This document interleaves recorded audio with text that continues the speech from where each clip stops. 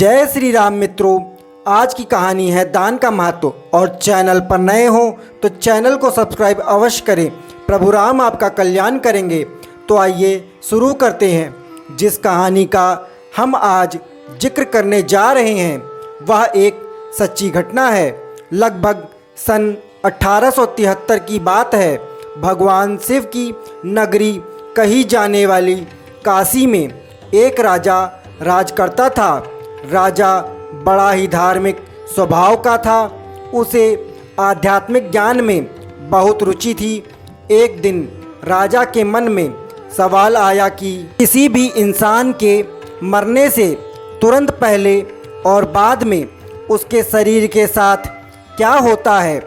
क्या सच में शरीर में कोई आत्मा होती है? यदि हाँ तो वो आत्मा कहाँ जाती है? क्या होता है आत्मा के साथ? अब राजा अपने इन सभी सवालों को अगले दिन अपने दरबार में उपस्थित सभी लोगों के सामने रखता है। राजा का यह सवाल सुनते ही राज दरबार में उपस्थित राजा के सभी मंत्री, दरबारी और विद्वान निरुत्तर हो जाते हैं। अतः कोई भी राजा के सवालों का सही जवाब नहीं दे पाता। काफ़ी देर सोचने और विचार करने के बाद राजा दरबार में यह ऐलान करते हैं कि मेरे सारे राज्य में यह ढिंढोरा पिटवा दिया जाए कि जो आदमी कब्र में मुर्दे के समान लेटकर रात भर कब्र में मरने के बाद होने वाली सभी क्रियाओं के बारे में बताएगा, उसे 500 सोने की मोहरें भेंट दी जाएंगी। राजा के आदेशानुसार सारे राज्य में ढिंढोरा पिटवा दिया गया। उसी राज्य में एक बहुत ही कंजूस और लालची इंसान रहता था जो धन के लिए कुछ भी कर सकता था। ढिंढोरा पीट रहे लोगों की आवाज़ और बातें जब इस लालची और कंजूस आदमी के कानों में घुसी तो तुरंत भागता हुआ धन की लालच में राजा के पास पहुंच जाता है और बोलता, मैं रात भर कब्र में लेटने को तैयार हूं।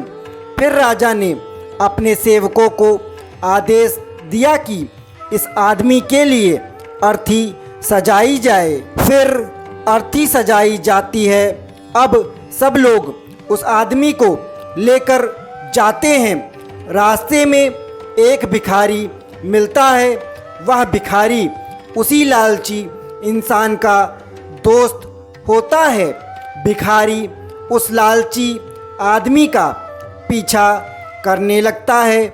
उस आदमी के पास आता है और बोलता है कि तुम तो अब मर जाओगे, तुम्हारे पास जो भी धन है मुझे दे दो। अब उस धन का क्या होगा? बार बार यही बोलकर वह भिखारी उस लालची आदमी का दिमाग खाए जा रहा था। कंजूस के बार बार मना करने पर भी भिखारी ने उस कंजूस आदमी का पीछा नहीं छोड़ा और बार बार पैसा मांगने की रट लगाए जा रहा था। आखिर कंजूस जब एकदम परेशान हो गया तो उसने कब्रिस्तान में पड़े बादाम के छिलकों के एक ढेर में से मुट्ठी भर छिलके उठाए और उस भिखारी को दे दिए। अनजाने में ही सही उसने कब्र में जाने से पहले एक छोटा सा दान कर दिया और भिखारी वहाँ से चला गया। बाद में कंजूस को एक कब्र में एक मुर्दे के साथ लिटा दिया गया और ऊपर से पूरी कब्र बंद कर दी गई। कब्र में बस एक छोटा सा छेद सिर की तरफ इस आशा के साथ कर दिया गया कि यह इससे वह सांस लेता रहे और अगली सुबह राजा को मरने के बाद का पूरा हाल सुनाए। सभी लोग कंजूस को उस कब्र में लिटाकर चले गए। रात होने पर एक सांप कब्र पर आया और छेद देखकर उसमें घुसने का प्रयत्न करने लगा। कब्र में इस प्रकार की हलचल को देख कंजूस समझ गया कि यह तो सांप है। कंजूस घबरा जाता है।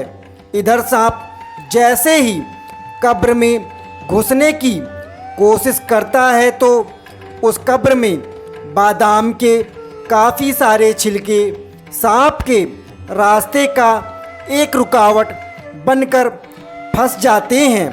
सांप अब आगे नहीं बढ़ पाता, अतः कब्र के अंदर नहीं घुस पाता। सांप का प्रयत्न असफल होने के बाद सांप वापस चला जाता है तो कंजूस आदमी राहत की सांस लेता है।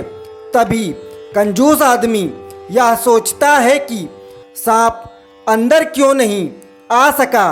कंजूस आदमी अपने हाथ से जब छेद को टटोलता है तो उसे बादाम के बहुत सारे छिलके फंसे हुए मिलते हैं जो उसने भिखारी को दिए।